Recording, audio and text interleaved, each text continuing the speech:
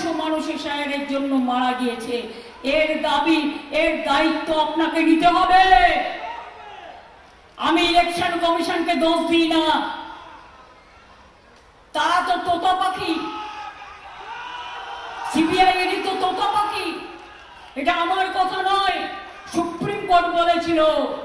ও মোটা ভাই, সাথে এলো ইডি আর সিবিআই। ইলেকশনের সময় মনে পড়লো তৃণমূলের মন্ত্রীদের ডাকো, তৃণমূলের এমএলএদের ডাকো, তৃণমূলকে অ্যারেস্ট করো।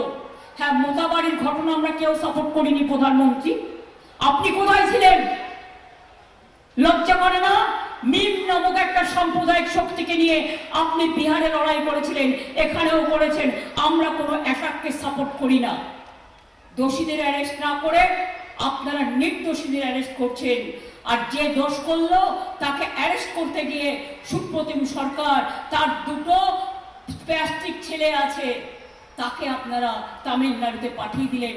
লজ্জা করে না?